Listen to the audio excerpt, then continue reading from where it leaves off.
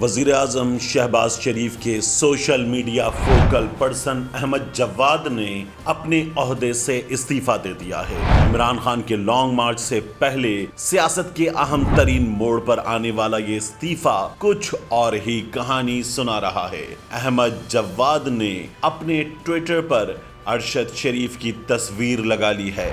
انہوں نے اپنے استعفے میں لکھا ہے: ارشد شریف نے ایک انسان کے طور پر ہم سب کی طرح بہت غلطیاں کی ہوں گی، لیکن کسی کو اس کی زندگی ختم کرنے کا اختیار نہیں، اور جس نے بھی ایسا کیا انشاءاللہ وہ اس دنیا اور آخرت میں جہنم رسید ہوگا، یہ میرا یقین ہے۔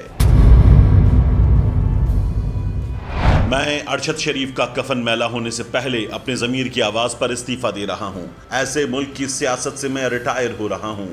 میں نے پی ٹی آئی اور مسلم لیگ نون دونوں کو اس وقت چھوڑا جب وہ حکومت میں تھے، دونوں کا ساتھ اس وقت دیا جب وہ اپوزیشن میں تھے، اس لیے کہ میں سیاست میں کمائی کرنے نہیں بلکہ نظریے کی بنیاد پر آتا ہوں اور نظریے کی بنیاد پر چھوڑتا ہوں۔ یہ حقیقت ہے کہ ہر روز 17,000 بچے 18 سال کی عمر کو پہنچ رہے ہیں، اور اس میں 90% عمران خان کے نظریے پر کھڑے ہیں۔ اسے اب نہ آپ روک سکتے ہیں اور نہ کوئی ادارہ۔ اختلاف رائے اپنی جگہ، نئے انتخابات کا اعلان کریں ورنہ بوٹوں کی چاپ سنائی دے رہی ہے۔ اس ملک کی عوام کو فیصلہ کرنے دیں۔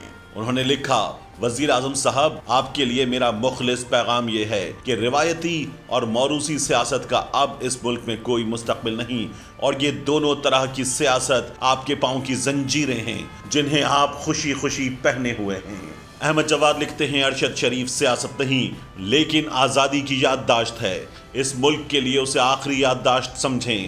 آخری یادداشت کو انگلش میں فائنل ریمائنڈر کہتے ہیں، اور یہ یادداشت قدرت کی طرف سے ہے۔